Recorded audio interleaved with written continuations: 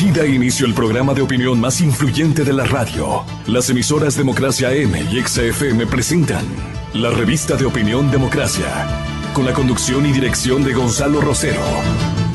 Nos maquillaron los datos, se los llevaron todo. Sin amilanarse, sin amilanarse. Este Ecuador amazónico, desde siempre y hasta siempre. ¡Viva la patria! Combatiremos la corrupción, la de ahora y la de ayer, y la que podría venir, la de dentro y la de afuera. La revista de opinión Democracia, los temas realmente relevantes, analizados con la visión crítica del periodismo libre. Da inicio la revista de opinión Democracia, el programa en el que usted cree. Comenzamos. Gonzalo Rosero, credibilidad incuestionable.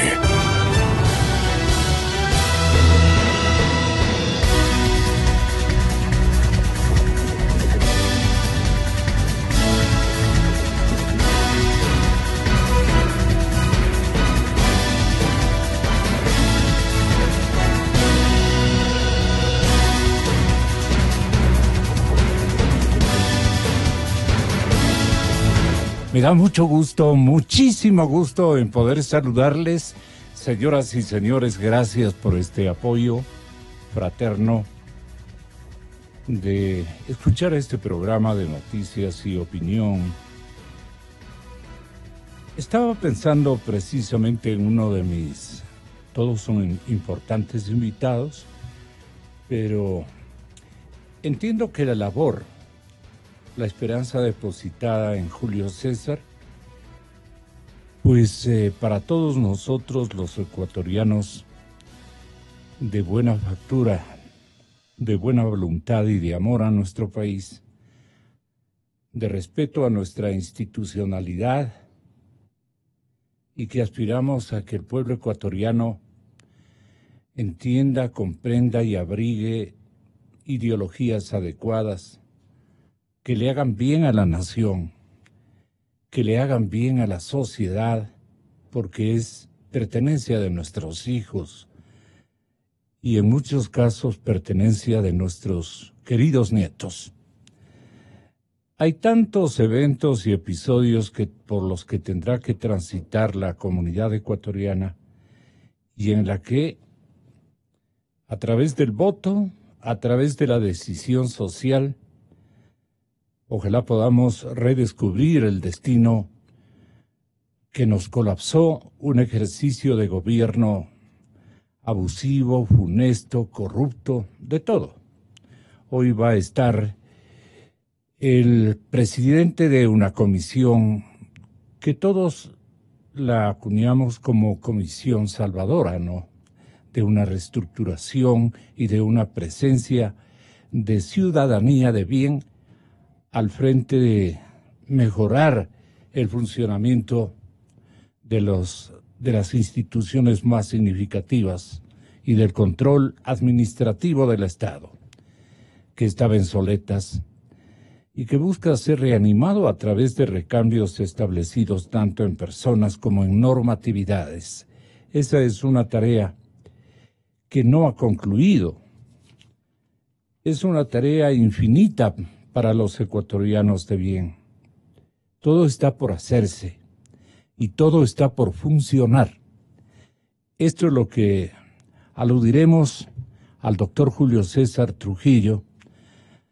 Va a estar muy importante esa presencia de Julio César en nuestros estudios a partir de las 8 de la mañana. Ahora estamos a la expectativa del arribo de quien ha tomado una decisión importante, yo creo que incluso para su vida. Porque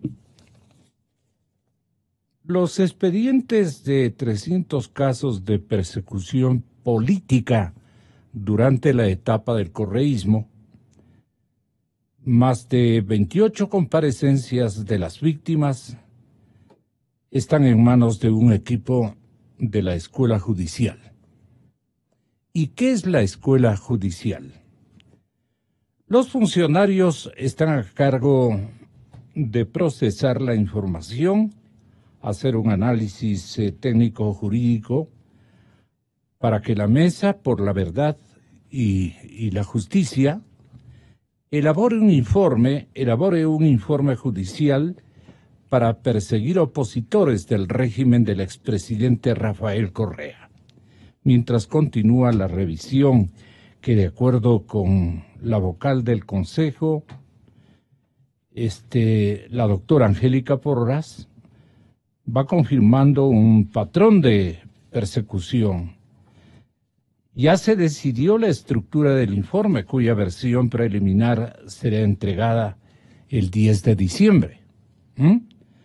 Tendrá 3 partes, un contexto general y uno particular de las 4 comisiones de la Mesa. Cuando se presente el documento, los jueces, los fiscales y otros funcionarios presuntamente responsables de la persecución podrán enviar elementos de descargo para ejercer sus derechos de defensa. Esto explicaba el presidente precisamente de la Mesa, el señor doctor Paul Jácome. La Mesa dividió el análisis de 4 áreas, en las cuales se identificó un patrón común de persecución. Por ejemplo, en los casos de la libertad de expresión, el esquema inicial con la denuncia de casos de corrupción en medios de comunicación, mientras que en los casos de dirigentes indígenas la persecución iniciada en marchas, principalmente contra la extracción de recursos naturales, se ha cumplido a cabalidad. Bueno, en todos los sectores en donde no persiguió Rafael Correa a los comunicadores sociales y a personajes que se atrevían a puntualizar desaciertos, fallas, abusos, incumplimientos constitucionales, etcétera. Tenemos este momento, gozamos de la concurrencia, del señor doctor Roberto Izurrieta, catedrático internacional, catedrático precisamente de la Universidad de Washington. Me encantaría que en la parte que le corresponde, después de un momento, al señor Fernando Villavicencio, pues nos acompañe aquí, porque no tenemos ninguna dificultad debido a que estábamos aguardándole. ¿Qué pasó, Fernando? Muy buenos días, bienvenido. Roberto Izurrieta. Fernando tiene este momento un compromiso con nosotros de lo que ya le dijo al pueblo ecuatoriano, lo anunció, lo anticipó, y hoy es francamente una crónica de titulares de los impresos ecuatorianos y será motivo también de sendas entrevistas en medios audiovisuales respecto a una demanda que él va a establecer en contra del expresidente Rafael Correa. Yo quería entregarle a usted la reflexión sobre el escenario que queda en la administración del presidente Moreno. El presidente Moreno hizo bien en convocar a una personalidad ecuatoriana de esencia creíble, moralmente intachable, como Julio César Trujillo. A él también le vamos a tener esta mañana con nosotros a partir de las 8.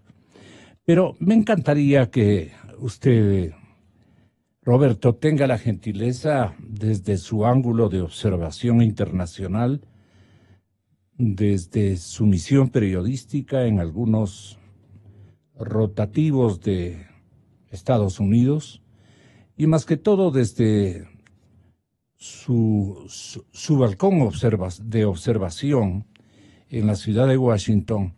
y en la Academia de Washington, usted tenga la bondad de ejercitarnos un resumen de lo que le faltó a la administración Moreno. Ha tenido escenarios para hacer mejor las cosas, superar lo que ha logrado, indiscutiblemente, pero le están reclamando desde diferentes sectores por la desaparición de los dineros que nos robaron en una jornada intensa durante 11 años. En todas las latitudes de la administración del Estado, de la institucionalidad, Roberto, son cantidades que incluso no creo que hayan gozado de una sumatoria óptima. Deben haber perjuicios que todavía faltan canalizarse a una sola cuenta, porque allí ocurrió un suceso y un episodio trágico que escribieron esta gente. Pero han venido los mismos del partido que organizaron este paso por la administración gubernamental de nuestro país. Y claro, queremos desde la lectura suya entender si la administración Moreno logró recambios importantes, por lo menos recambios importantes, porque no ha podido devolvernos lo que él nos ofreció a través de una cirugía mayor: apresar a los delincuentes, traerlos a, no solamente en función de él, es papel de el tramo de la justicia que es tan complicado en nuestro país. Pero ahí están los datos fundamentales para apreciar un análisis de su parte. Roberto Izurrieta en Cadena Democracia. Muy buenos días, don Roberto. Muchas gracias, Gonzalo. Mucho gusto conocerte por esa lucha que llevas adelante. A ver, son muchos los temas, estoy pensando cómo organizarlos. Yo lo organizaría de la siguiente manera. Más allá de lo político, yo espero que exista un sistema de justicia independiente y profesional que evite que nosotros, los políticos o los analistas, tengamos que juzgar los hechos. Más allá de eso, eso no impida que nosotros podamos opinar sobre los hechos. Y opinamos sobre los hechos. ¿Cuál es la diferencia entre juzgar y opinar? Que en última instancia la culpabilidad... Porque tú opinas bastante en la Unión Americana. De eso vivo. Claro. Es mucho más fácil, ¿no? No, yo creo que los países nuestros se desarrollarán en la medida que tengan un sistema de justicia en el cual podamos confiar. Que ustedes, los investigadores, entre muchos otros, le den materiales para que ellos puedan investigar y un juez probo pueda determinar las responsabilidades. El problema es que en América Latina, lastimosamente, eso está todavía muy lejos. Entonces, lo que nos queda es ver hasta lo que están haciendo los jueces para ver a qué jueces les faltó, a qué jueces les sobraron. Yo escribí un artículo que se llamaba "No son todos los que están, ni están todos los que son". Porque muchos de los casos, en general de América Latina, tú ves personas que han sido acusadas y después lees los documentos que han sido presentados y tú, sin ser experto en el derecho, dices: a mí me parece que se les fue la mano. Porque otra cosa que es compleja es que no todos los delitos tienen la misma pena. Una cosa es pasarse la luz en roja y otra cosa es atropellar en peatón. O sea, ambos son infracciones, por decir así, pero la otra es un delito. La otra es una infracción mayor, es una infracción que tiene muchas consecuencias. Entonces yo lo que temo es que todas esas cosas están confusas y esto es peligroso y es una señal de la descomposición social.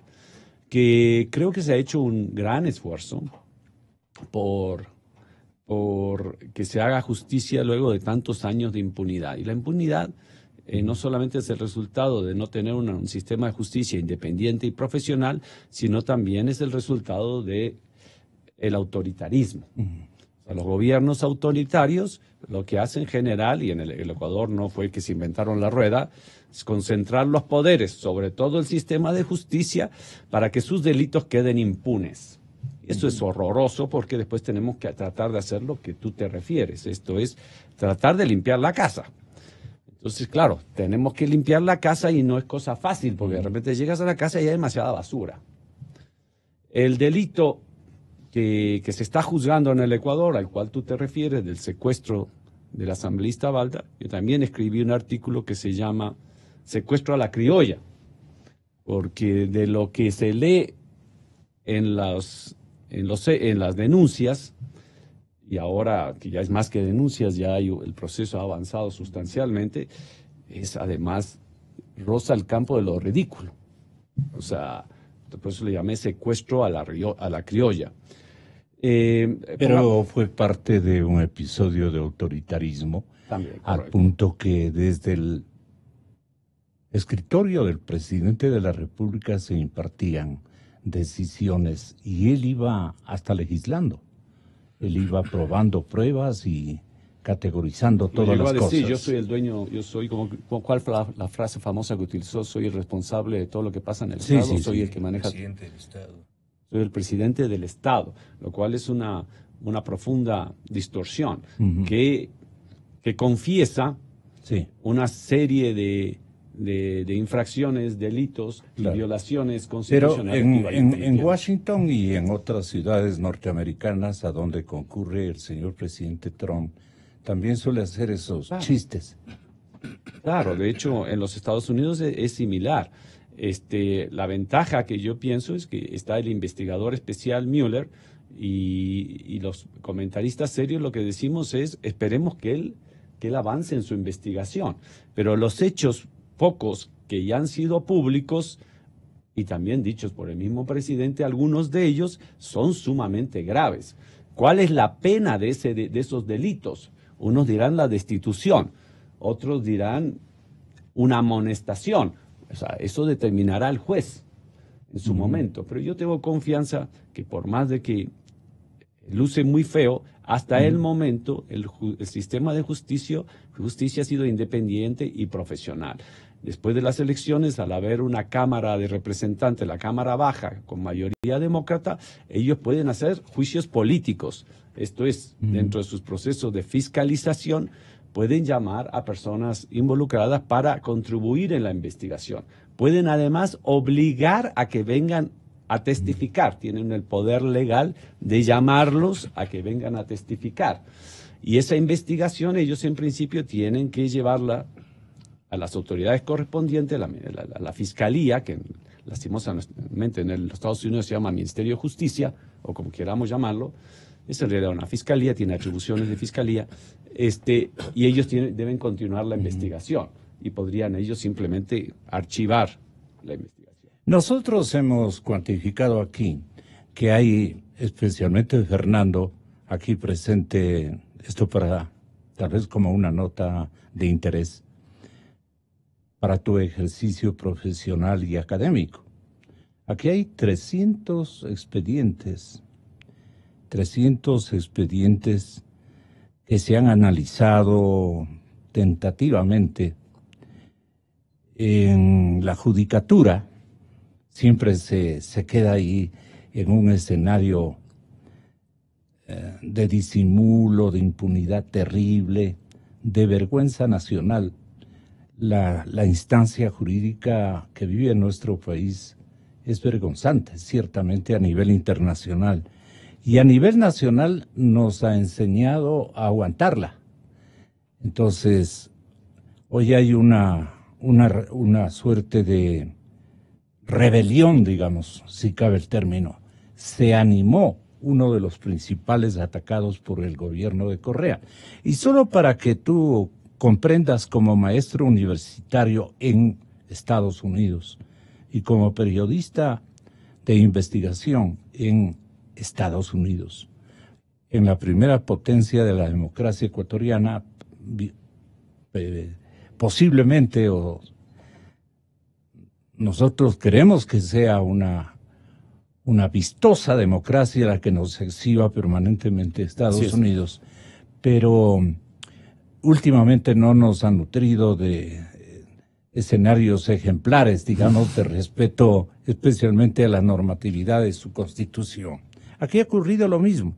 Cuéntele al país, aprovechando una tertulia con un hombre de la significación de Roberto Izurrieta por su presencia tantos años en el ejercicio de la cátedra universitaria en la Unión Americana, haga el favor de, en presencia de él, ejercitar esta nueva al pueblo ecuatoriano, a la sociedad que nos escucha, manifestando por qué circunstancias no quiere dejar usted en abandono que sería el 301 expediente de una denuncia en contra de Rafael Correa.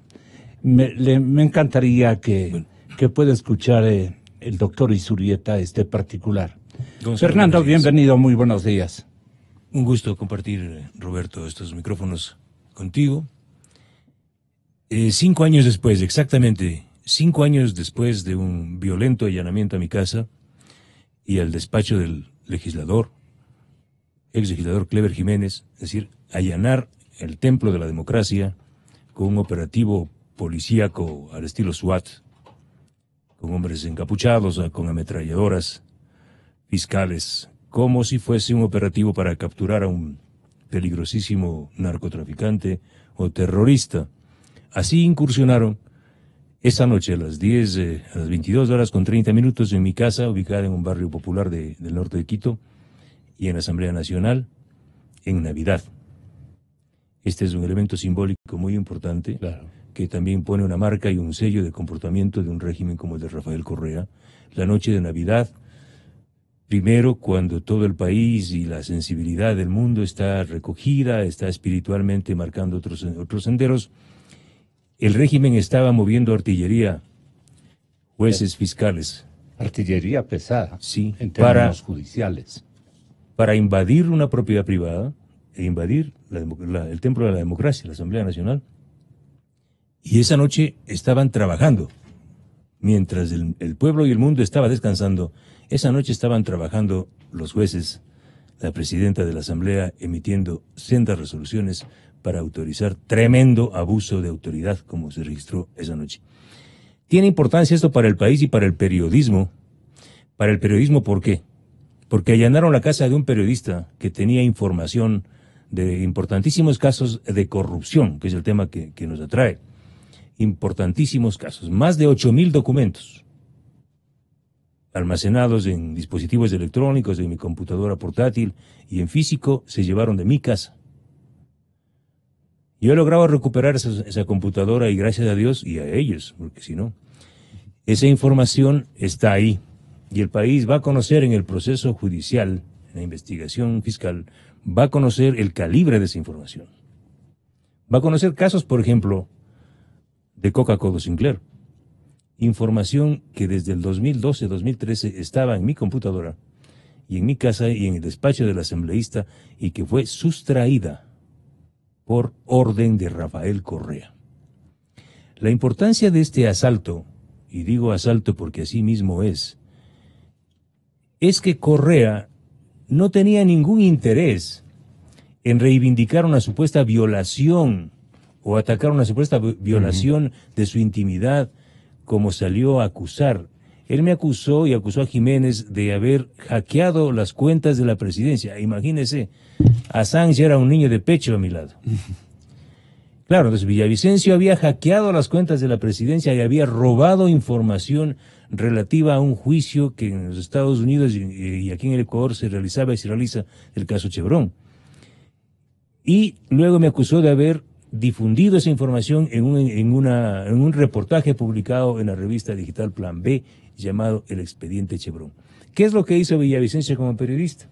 Hizo un reportaje largo sobre 40 años de conflictos con Chevron Texaco. Y en una parte, en 4 párrafos, incorporó una entrevista al legislador Clever Jiménez, donde él dice, tengo información especial, ¿sí?, que confirmaría que el gobierno de Correa contrató un estudio jurídico de los Estados Unidos llamado Foley Hoag para defenderse de Chevron, pero que este estudio jurídico trabajaba para Chevron. Es decir, generando una especie de conflicto de intereses. Esta información no la decía Jiménez, estaba en un correo electrónico de Alexis Mera. Pero no era un correo electrónico del señor Mera, de su Gmail, de su Hotmail, no. Era un correo electrónico institucional, ¿sí?, de la Presidencia de la República y de la Procuraduría General del Estado, donde se hablaba de del posible cometimiento de un delito. Y claro, se difundió eso porque a Clever Jiménez le llegó esa información. Y lo que hizo Clever Jiménez es decir, señor procurador, confirme si esto es verdad. Y claro, luego confirmó el procurador Diego García de que efectivamente Foley Hoag trabajó para Chevron y que simultáneamente trabajaba para el Estado ecuatoriano, lo cual es impresentable. Bueno, entonces... Por esos días, usted, Fernando, perdone que me inserte de esta manera. Usted nos denunció a los ecuatorianos temas de la Petrobras y también de Carlos Figueroa, me acuerdo que le acompañó denunciando circunstancias muy de ladronazos, perdone que le dé esa denominación, muy de ladronazos en la compra de medicinas para el Ministerio de Salud Pública y para el Instituto Ecuatoriano de Seguridad Social, porque hacían unos pedidos, debe ser mayúscula, la importación o adquisición de medicamentos, imagínate, Roberto, tanto para el Ministerio de Salud, con su cantidad de hospitales y dispensarios que funcionan a nivel nacional, y el circuito que pertenecía al Instituto de Seguridad Social, que es otro tanto importante y numerosísimo. Entonces, las adquisiciones o las compras de medicinas pasaron por algunos procesos de indagación y de uno incluso de carácter judicial. Llegaron hasta el límite de ser declarados los autores en insolvencia o algo por el estilo. Estoy bien trayendo a colación que parte de esta documentación de amparo se llevaron de su casa, Fernando. Se llevaron 10.000, cerca de 10.000 documentos, entre ellos esos que usted menciona. Entonces, ¿cuál es el tema de fondo? Correa inventó, junto a Mera, ellos inventaron una ficción de un supuesto hackeo. Porque si no inventaban esa temeridad del hackeo, no se justificaba un acto urgente para autorizar el allanamiento. Por la simple publicación de un reportaje no se justificaba, es lo que me ha explicado el abogado, que algún juez, por más audaz que sea, y un fiscal autoricen un acto urgente fuera de indagación previa. ¿A usted le atribuyan ese hackeo? Por supuesto, por eso me acusan, de eso me acusan. De un acto terrible. Le venimos a quitar lo que ha hackeado. Entonces, ellos querían probar de que yo había hackeado. Claro, entran a mi casa y no prueban que yo he hackeado, porque si no me hubiesen detenido. No pueden probar que el 24 de diciembre. El 26 de diciembre. Sí. Igual, simultáneamente en la asamblea. Entonces nosotros vamos a probar. ¿Por qué? Porque horas después del allanamiento aparece Rafael Vicente Correa Delgado y Alexis Mera Hiller con los documentos extraídos de mi casa y del despacho del legislador Jiménez, donde también yo trabajaba. Es decir, aquí se prueba el primer gran delito, es cómo se rompe de forma torpe la cadena de custodia, porque se entiende que esas evidencias encontradas en mi casa y en la asamblea debían estar sometidas a cadena de custodia bajo secreto absoluto. Nadie podía acceder. Entonces resulta que aparecen los documentos en manos de Correa, de los acusadores, y en manos de Mera, confirmándose un primer delito. Segundo, y aquí viene lo más grave, la noche del 26 de diciembre del 2013, la Asamblea Nacional, la presidenta de la Asamblea, Gabriela Rivadeneira, a las 20:10, hace llegar a la Corte Nacional de Justicia, 20:10, la resolución tomada por ella, autorizando a la Fiscalía y a la Corte a allanar la Asamblea Nacional. A las 20:10. A las 20:30. Perdone, ¿autoriza a Gabriela? Por supuesto. A las 20:30. Es decir, llega a la Corte. ¿Sí? En ese documento no hay firma de recepción de la secretaria de la Sala de lo Penal. ¿Sí? Y lo peor, este oficio y la resolución de Gabriela Rivadeneira no tienen ni siquiera el sello de la Asamblea y menos aún la certificación de la Secretaría de la Asamblea que certifique, valga la redundancia, que esta es una resolución oficial tomada por la principal función del Estado ecuatoriano. Entonces, Gonzalo, Roberto, esta resolución no fue elaborada en la Asamblea Nacional. Y vamos a probar que esa noche La señora Rivadeneira no estaba en la asamblea, porque hemos pedido ya los vídeos y las bitácoras de ingreso. La única que estaba trabajando en este país en Navidad era la señora. Y vamos a probar lo bárbaro. Si a las 20:10 llega la autorización de la asamblea, ¿sabe lo que hace el juez Jorge Blum? A las 8:30 de la mañana de ese mismo día, remite la autorización al fiscal general Galo Chiriboga para allanar la asamblea y mi casa. Es decir, Blum tomó la decisión de allanar mi casa y la asamblea antes de que exista la autorización de la presidenta de la asamblea. ¿Y cómo se confirma esto? En la resolución firmada por Blum, tachan la hora y ponen con otro tipo de máquina, de computadora. Entonces uno acepta, Gonzalo, que un ciudadano de a pie falsifique, altere un documento. Los abogados sabrán el término exacto. Pero que un juez de la Corte Nacional de Justicia, que la presidenta de la Asamblea Nacional, hayan procedido de esta forma bárbara, brutal, para allanar la casa de un periodista, para llevarse 8,000 documentos, para acceder a mis fuentes. Entonces, ¿qué es lo que confirma todo esto? ¿Y quiénes están atrás, Gonzalo? ¿A quién da la orden Rafael Correa? A Romy Vallejo, ¿sí?, de la Secretaría Nacional de Inteligencia, y a Pablo Romero, que era el secretario nacional de inteligencia, y le dice desde el 2 de noviembre, hey chicos, textual, casi chicos, así, este es su trabajo, sigan a Villavicencio y a Jiménez. Y claro, luego interviene, a más de la SENAIN, la UCSI, que es la Unidad de Gestión de Investigación de la Presidencia de la República. Él inventó aquello. Sí, y también la DGI, que es la Dirección General de Inteligencia de la Policía, y ellos ingresan a mi casa. ¿Cómo podían ingresar agentes de inteligencia a mi casa? Ingresan a la asamblea, tenemos los informes de inteligencia que prueban que ellos estuvieron ahí, y los abogados de Alexis Mera estuvieron en mi casa, pues yo los vi, estuvieron ahí. Yeah. Y ahí se justifica entonces cómo se apropian de mis documentos y le entregan a Rafael Correa. ¿Qué es lo que quería en el fondo, Gonzalo? ¿Qué es lo que quería Correa y Mera?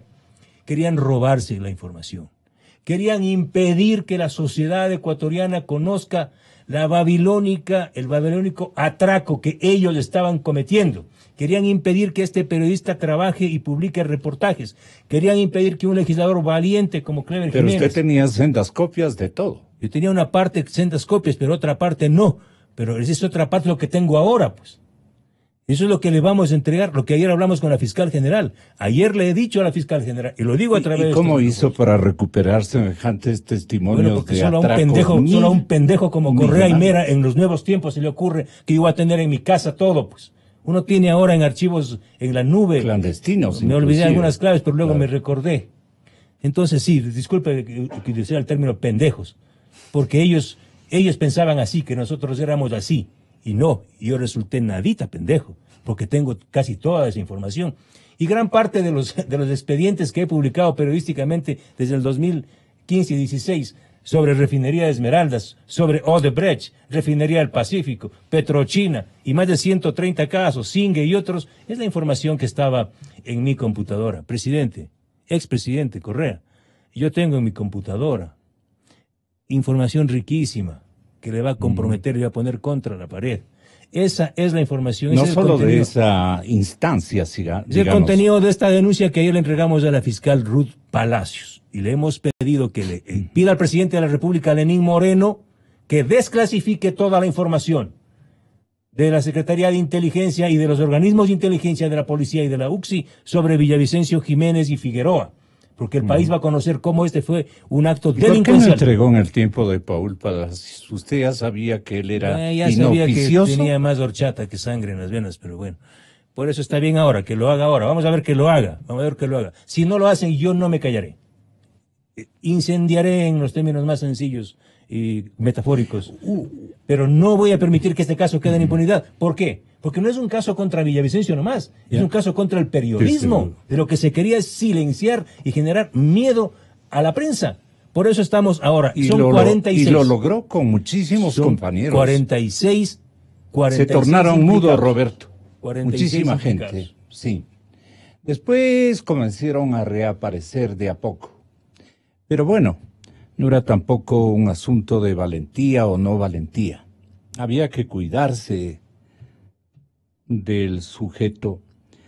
El patrón se ha vivido en otras naciones, por ejemplo, en cuáles de si un alumno te preguntaría eso, un alumno de comunicación o de la cátedra que expresa vinculación, digamos, con estos elementos, quiero entender que así es. La Universidad de Washington sí ha tenido para su análisis conflictividades de esta naturaleza. Siempre, o sea, la historia de la humanidad nos dice que la falta de principios, de valores, de sociedades que han sabido dividir los poderes y las funciones del Estado. La función del presidente de la República es administrar los asuntos del Estado, la función de la justicia es esa misma. Dar justicia, proveer justicia de manera profesional e independiente. El papel del Poder Legislativo es dar las leyes y también fiscalizar. Entonces, cada uno tiene sus papeles y en una sociedad democrática liberal moderna, lo que hace es que se produce un balance y lo que se dice en inglés check and balance, es el principio de la Constitución norteamericana y de las constituciones liberales, cuyo pensamiento viene de los griegos, romanos, franceses, ingleses y Jefferson y todas las personas que lo hicieron. Entonces, además es interesante porque toda la doctrina democrática parte de la idea que los seres humanos hay que darle poder limitado, porque si le das poder total, abusan del poder. Y de ahí viene el poder limitado y lo que se llama check and balance, o sea que hay otros poderes que están observando algún poder. Uh-huh. Todos los políticos, todas las personas, si le das todo el poder, muy probablemente harán todo lo que se le dé la gana.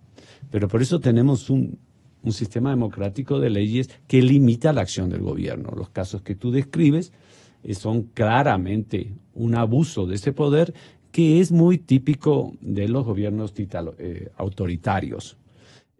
¿Cuál es la diferencia entre un gobierno autoritario y un gobierno dictatorial? Venezuela es el ejemplo más clásico.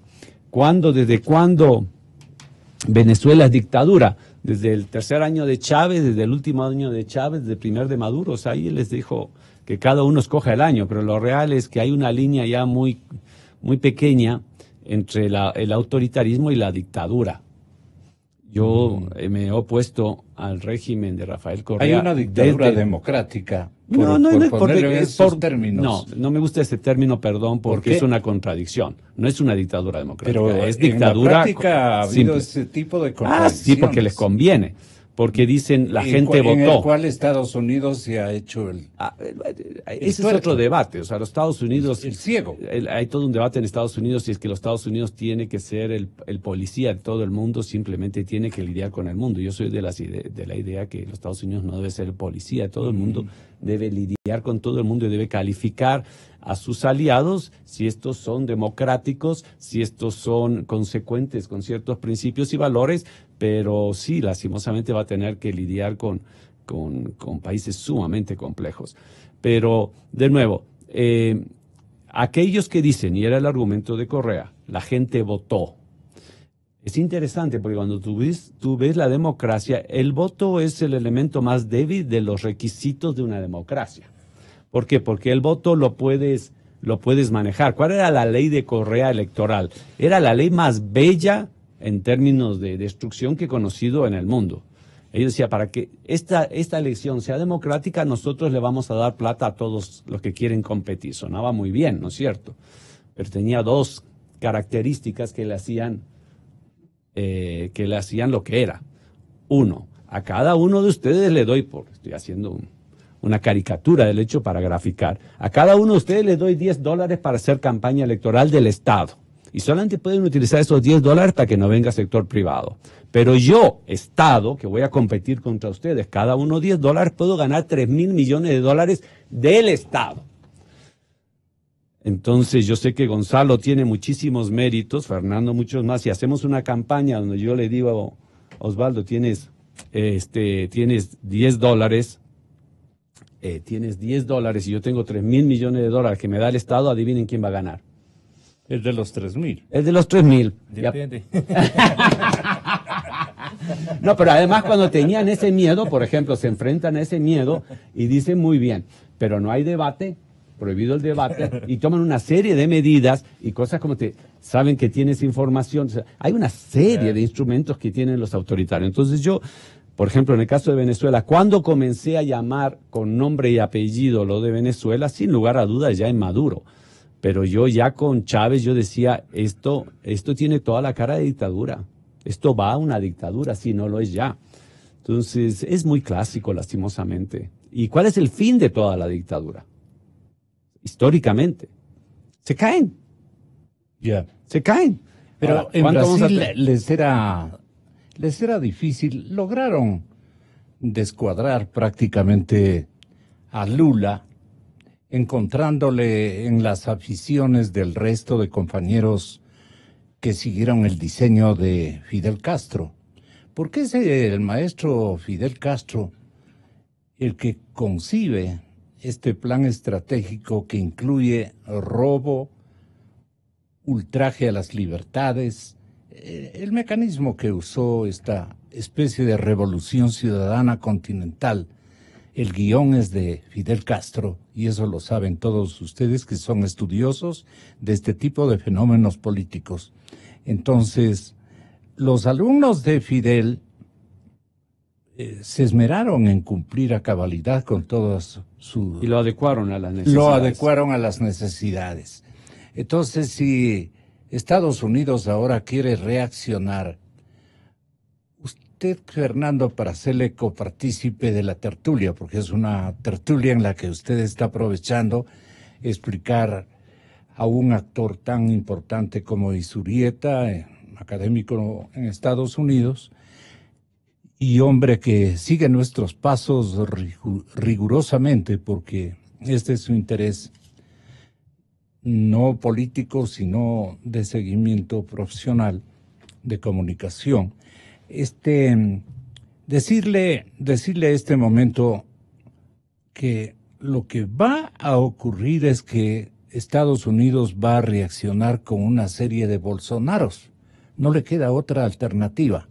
Entonces Roberto nos dirá si el fenómeno Bolsonaro puede acabar con esta revolución que en términos internacionales pasó a denominarse en Brasil, en Venezuela, en Colombia menos, pero de alguna manera esa era la intención, pero sí en Ecuador, sí en Bolivia y sí en otros países. Fernando, usted compara los escenarios de unos y de otros de la siguiente manera. Para mí es bastante exagerado acuñar categorías sociológicas para definir a estructuras mafiosas y delincuenciales. Yo siempre les digo, yo no soy un experto en esos temas, pero me admiro mucho la capacidad de algunos intelectuales de llevar al plano teórico y académico incluso la definición de gobiernos como el de Correa, como el de Evo Cuando Morales, son recuentos delincuenciales. Daniel Ortega, Vladimir Putin. Y yo creo que a la historia de la humanidad le cayó una desgracia terrible. Esas son bandas criminales que en nombre de una supuesta ideología tomaron el control del Estado para acumular riqueza, diríamos, como definen algunos estudiosos, mucho más radicalmente que ese capitalismo salvaje de acumulación originaria. Lo que hubo aquí es un robo gigantesco utilizando el poder del Estado. Mire usted, Rafael Correa... Perdona, pero díganos si eso consta en el guión de Fidel Castro. Es posible que ellos hayan utilizado el guión y el librito de Fidel Castro. Pero ¿sí? no lo deben llamar organización criminal. No le llaman. ¿sí? Pero si usted analiza... A usted le dice, no a mí. Sí, si analiza... si analiza... Yo sí le llamo, porque yo les conozco. Sí. Si usted analiza... He comido cualquier cantidad si usted de analiza cristianos, ¿no? con exquisitez la forma como operan, entonces es como poner a Milton Friedman aquí, como poner a Keynes por acá y meten en una licuadora todo y a Stalin, ¿no? Entonces aplastan y claro, de alguna manera Correa era uno de los tipos, para utilizar un término que tampoco me gusta, neoliberales, porque gran parte de la operación económica de este país le entregaron al sector privado. pero no a cualquier sector privado, a su sector privado. Ellos nacieron como clase, o se insertan como una clase, lo que ellos llaman la clase dominante, ¿no? Y entonces las categorías. ¿Cuáles son los nuevos burgueses, para utilizar el término? Ellos. ¿De dónde vienen? Vienen de la nada. Vienen, de la plata del Estado. Vienen del mundo de los nadies, ¿no? De los sin zapatos. ¿Y qué hicieron? Utilizaron el Estado para chuparle al propio Estado y llevarse la plata. Hoy ellos son los nuevos ricos, ¿no? Sí. Entonces, mire, ideológicamente, ¿qué era Correa? Un seguidor y hasta militante del Opus Dei, ¿sí? Su hermanito, y todos estaban católico, en el grupo, absolutamente muy católicos. sí. Yo le aseguro que Rafael Correa en su maldita vida leyó El Capital de Marx. Ni siquiera leyó a Ríos, que es una caricatura, y menos A aún fuerza de las tampoco a Marta Harnecker. circunstancias. Yo me estoy recordando de lo que nos enseñaban en la universidad. Esta gente que no estudió, que jamás podía haber pasado el preuniversitario del marxismo, para decir algo, vino y se convirtió en el ícono del socialismo, y lo pusieron incluso tan moderno o posmoderno del siglo XXI. Y claro, y endulzaron los oídos y los paladares de la gente necesitada, alzaron los íconos de los pobres, de los campesinos, de las minorías étnicas, etcétera, etcétera, y somos los libres y vamos contra el imperialismo. ¿Y qué imperialismo, pues? Si este país fue tomado por el imperialismo chino, y está tomado por el imperialismo chino. Entonces, claro, sacan a los unos y ponen a los otros. No ha cambiado nada. ¿De qué soberanía? ¿Y qué ejercicio de persuasión ejercitó la República de China? Ojalá esté oyendo el señor embajador en Ecuador. La plata. Sí. ¿Qué ejercicio de persuasión formuló en algunos gobiernos latinoamericanos que siguieron... El más efectivo de todos. Sí, traen el billete, le endulzan, ¿sí? Billete, mira, tú no tienes billete, yo tengo billete. ¿Tú qué tienes? Hay unas riquecitas, pero entonces dame tú tus riquecitas, yo te presto el dinero carito y me voy llevando todas las riquezas. China ha accedido al control de los principales recursos naturales de este país, como el petróleo. Nosotros le pagamos una deuda carísima, 3 veces más cara que los créditos del FMI y del Banco Mundial, que tanto Así se ha quedaba Correa. resumido esta instancia de gobiernos latinoamericanos, la Academia Internacional, por lo que hemos leído. Las universidades, a través de sus doctos Perdón, maestros, no quería ofenderlos. sí, yo no estoy intentando. maestros, así lo han referido. Inclusive, Izurrieta creo que ha escrito más o menos. Yo creo que uno de los problemas, y es algo que vamos a discutir, y tú tienes un programa excelente donde tienes muy buenos invitados de la parte económica. Yo creo que el Ecuador está atravesando nuevamente una situación económica muy difícil. El presidente, tengo entendido que se va el próximo mes a China. Otra vez. Nuevamente. Sinceramente, yo creo que... Que logró persuadir a Martínez, que renegaba de China hace algunos meses. Yo pienso que en este momento China no te dará tanto dinero, porque China efectivamente, creo lo que dice Fernando, China es un país que da a cambio de algo. No es que es generoso y te dice, ¿sabes qué? Tú me caes bien y te voy a dar 2.000 millones que necesitas. ¿Cuántos contratos hay? Primero. Él necesita contrato de algo en concreto que puede sacar, básicamente de recursos naturales, energéticos, una obra que la puede hacer y cuyo va a haber un rendimiento que paga esa deuda. Y bien dices, entonces hay que llevar a los actuarios y a todos los economistas que hagan un cálculo en términos reales en qué consiste la tasa de interés de ese tipo de crédito. Y es altísima, es alrededor probablemente 8%, 8 más lo que le cobras en la comisión por el costo, puede subir a los más, puede subir fácil a 12. Entonces, mientras el fondo te daba 3%, ya... Maldito fondo. Sí. Claro, es un maldito, y yo me voy con los buenos que me cobran el 12. Bueno, no están así. Entonces, Y mucho me más pagan con complejo. petróleo descontado. Claro, ahí está. Claro. Entonces, ¿esos contratos los llegaron a ser públicos o no? No, yo los tengo, pero... Por eso no me quieren. Pero eso era irónico, por ejemplo, bien que tú dices.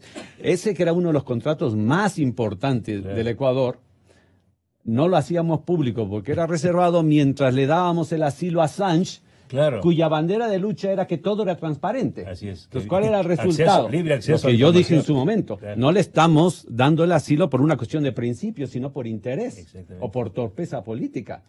Y después, por supuesto, ¿qué pasa? En Wikileaks dejó de salir Claro, nada salía sobre el Ecuador. Entonces lo que era una transacción. Es lo que yo denuncié en mi reportaje. Por eso, y valga la oportunidad, quiero robarme unos segunditos para agradecer. Me siento muy orgulloso de poder sonreír luego de 10 años de tristeza y persecución y ya no estar en los expedientes, porque yo solo estaba en expedientes judiciales y ahora estar en expedientes de libertad. Ayer me honra haber ganado el primer premio de periodismo Jorge Mantilla Ortega. Felicitaciones. Por el reportaje de Assange.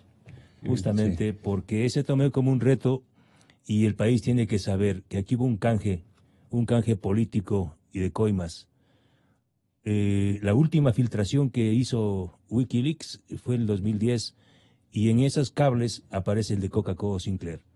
¿Sí? La disputa para la firma del contrato de línea de crédito con el Exim Bank, porque Correa estaba bravísimo, que no el 7%, que no las garantías, que no el arbitraje internacional, y después acabaron firmando con el 7%, con arbitraje internacional y con todo. Pero nunca más Julian Assange hizo una filtración sobre Correa, porque pactaron el asilo. Entonces fue un asilo pactado, y luego la CNAIN gastó como $6 millones, y para mí fue un honor haber investigado miles de documentos, como se dicen, haber robado los huevos del águila, haber obtenido información clave de Assange, y haber hecho una investigación muy detallada con el Guardian de Londres. Y reitero, mil gracias a los organizadores de que es el más importante premio de periodismo de Ecuador. Ahí estuvo doña Guadalupe Mantilla, a los tiempos verla, y gracias al doctor Carlos Larriategui, rector de la UDLA, y a Carlos Gijón, decano de Comunicación Social. Muy buen grupo. Me hacen, realmente me siento orgulloso y por el país. Uno de nuestros maestros, por lo menos de mi generación de reporterismo y periodístico, fue Jorge Mantilla Ortega. Si es que doña Guadalupe nos está escuchando, nuestro saludo y nuestro afecto a la memoria de Jorge Mantilla Ortega, un gran maestro, por lo menos para el que está hablando, y creo que para la generalidad de periodistas de la Compañía Anónima del Comercio. Allí nos seleccionó a 2 guambritos. Jorge era realmente un guambrito, pero yo era un poquito más guambrito. Con 2 años, pero él menor que mí. Bueno, nos hemos reído, es un San Viernes muy halagüeño. La última parte, ¿cómo ven ustedes esta distribución que Fernando va a hacer de un instrumento capital para analizar los procesos de abuso político, de autoritarismo gubernamental y de corrupción? Porque la parte de la corrupción no ha sido adecuadamente investigado y así mencionado por los historiadores o los que hacen seguimiento académico. En las principales universidades creen que es una suerte de polémica política, una suerte de lo que ha ocurrido en el disimulo que se ha gestado desde universidades no precisamente ecuatorianas, sino latinoamericanas, a un sinnúmero de presidentes que han tenido que también jugárselas y han atravesado también por los mismos ejercicios de corrupción. Esta parte, ¿cómo se explica, Roberto Izurieta, por ejemplo? ¿Por qué lo hecho por un presidente rápidamente fue contagiado a otro? ¿Era una liga de ladrones? ¿Qué sobrevivió en la conducción de nuestras naciones latinoamericanas en esos tiempos? Porque todos lastimosamente resultaron divorciados con las virtudes éticas de la honradez, en fin. ¿Cuántos años estuvo el correísmo? 10. 10 años. 10 años de un gobierno, 10 años de un gobierno de esa naturaleza se prestan para Es muy difícil, y yo pienso que lo que está pasando ahora, sobre todo la presencia del doctor Julio César Trujillo, nos da una tranquilidad, un referente, un aliciente de que las cosas poco a poco irán conociéndose, se irán determinando responsabilidades. Yo lo que siento es que cuando se dan procesos de esta naturaleza en los países, pasar de una dictadura a una democracia, hay básicamente dos momentos. El abrupto, donde se da una serie de vacíos de poder, que es más o menos lo que pasó en Rusia, y lastimosamente en muchos de estos países que se da abruptamente, y esos espacios de poder son ocupados generalmente por otra clase de delincuentes. Y yo creo que en el avance progresivo, de poco a poco ir levantando las instituciones, ir levantando las normas para de ahí en adelante que el país viva de manera distinta, y en lo que respecta a todo lo que pasó, desempolvar cada uno de los casos para que se haga justicia, lo que tú decías al inicio del programa, recuperar esos dineros también. Muchos de estos, lastimosamente, la gran pérdida no es el dinero, sino la obra muerta. Lo que vemos ahora en México, ¿qué van a hacer con el aeropuerto? Un borre va de nuevo, pero ahí está el 30% del aeropuerto. Entonces va a quedar, correcto, entonces va a quedar un territorio aplanado, como fue el caso de la refinería de Esmeraldas. Y esa es la peor pérdida para los ciudadanos. Entonces todo eso lo vamos a ir revisando poco a poco, y es un proceso duro. El pájaro Febres Cordero, Roberto y Fernando, ustedes saben, acaba de editar y publicar un libro que, al igual que los expedientes que posee y esta demanda que va a poner en práctica ya ahora sí Fernando Villavicencio, con todos los cánones de una demanda, ¿no es cierto?, va a entregar a los juristas o a los catedráticos de jurisprudencia de todas las universidades ecuatorianas. Así afirma una crónica de esta víspera.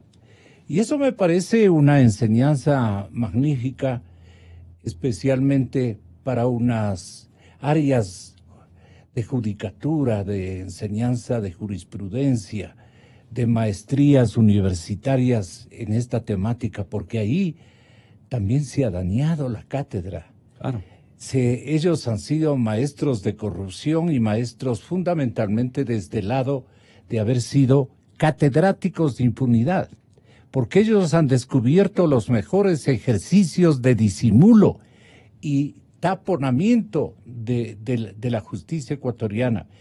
Han enviado a sus mejores elencos, lamentablemente, en una era corrupta, a sus mejores elencos, lamentablemente, de también pícaros abogados que han ido a ocupar funciones en fiscalías, especialmente donde se ejercita la investigación, y naturalmente en los juzgados, en las cortes. Entonces, Poli, sin haber tenido esos alumnos, no habría logrado hacer lo que con audacia incluso compró un departamento en un hotel de Quito, un hotel importantísimo de connotación internacional. Lo compró, no lo alquiló, pues. Lo compró. Eso es lo que denuncian precisamente. Los videos. Sí. Y entonces tenía con el señor de la empresa brasileña, Conceição Santos Filho. el señor Conceição Santos, era su vecino, pues no. Entonces el vecino venía cada cierto tiempo a entregarle el dinero que le pasaban del piso 3 del Conceição, le pasaban o le bajaban, creo, al piso 8 de Poli. Eso es una realidad que la descubrió precisamente Fernando, aquí presente, y otros investigadores. Ha habido de todo, mi querido Roberto. Como en botica, como en botica. Sí. Entonces, sí resultó un episodio vergonzante. ¿Cómo debemos cuidarnos como electores para que no se vuelva a repetir un episodio de esa naturaleza? Le pregunto al académico internacional Roberto Izurieta. No es justo que me hagan la peor pregunta y al último. Es una muy buena pregunta, Gonzalo. Yo creo que la vida son unos procesos y los estados y los gobiernos son procesos. Son procesos a través de los cuales generalmente el sistema educativo, los sistemas y los valores, los principios y los valores democráticos se van construyendo de generación en generación, basados en los héroes de la patria, en aquellos que realizan la Constitución, y vamos, porque todos los años vamos a tener personas que quieren hacer cosas que van más allá de la ley. Pero es difícil, Gonzalo, es difícil. Sin lugar a dudas, el sistema educativo es central para este proceso. Y bueno, pues yo tengo confianza que el Ecuador va a ir poco a poco en restableciendo un sistema del orden, de justicia y de progreso. Fernando, En esta charla me queda una frase muy, muy rica que ha dicho Roberto. El voto es el aspecto, el detalle más débil de la democracia. Y lo voy a utilizar. acuñar. ¿Por qué? Pero es una maldición terrible. Sí. Cuando un delincuente entra a nuestra casa, nadie elige el delincuente. Pero en la maldita democracia, el pueblo elige a sus delincuentes. Y eso es terriblemente grotesco. ¿Qué nos ha pasado? ¿Qué nos ha pasado? ¿Qué nos está pasando como país, como sociedad, como ciudadanos? Que tenemos una capacidad suicida, digo y hablo de la gran mayoría de ecuatorianos, una actitud suicida de ir a las urnas con nuestra propia plata. Nos vestimos muy bien el día domingo de elecciones y vamos a elegir a quienes van a entrar a robarse nuestra patria. Porque eso es lo que hemos hecho, Gonzalo. Y allá que los intelectuales que decoran con marco teórico a estos gángsteres que nos han gobernado, sabrán también por qué intelectualmente lo hacen. Pero yo sí sé, porque tengo información, fuimos gobernados por una banda de delincuentes, que en nombre de cualquier ideología, llámese como se llame, no importa, fuimos engañados, asaltados, y yo creo que hay que ponerle un punto final. Incluso la gente que piensa de derecha o de izquierda. Por eso yo creo que estos procesos nuevos deben estar marcados por sellos de ética. ¿Sí? Hay que cortar las uñas a los delincuentes y a los satanases que vengan de la izquierda o de la derecha. Creo que la ética debe guiar los procesos de cambio. Eso me queda como lección. Yo no puedo decir hagamos esto. Como comunicador, como ciudadano, he aprendido a destapar alcantarillas y creo que huele bien mal. Ha sido una nota y una relación informativa muy lamentable la que hemos tenido que afrontar y confrontar esta mañana. No ha habido confrontación porque ha habido un acuerdo y un consenso en la lectura de un episodio que debemos... me dijeron que en la casa le estaban esperando. Por eso no... Muy buena. Muy buena. Mi querido Roberto, buenos días, muchas gracias. Muchas gracias, Fernando. Daniela Almeida, señoras y señores, póngame una musiquita capitalina. Por ejemplo, una melodía que este momento está convocando a todas las generaciones de ecuatorianos que vamos a asistir y vamos a ser protagonistas de la celebración, ojalá más espléndida, en homenaje a esta ciudad que tanto nos ha dado y que tanto queremos. Ricardo Perotti, señoras y señores, fue convocado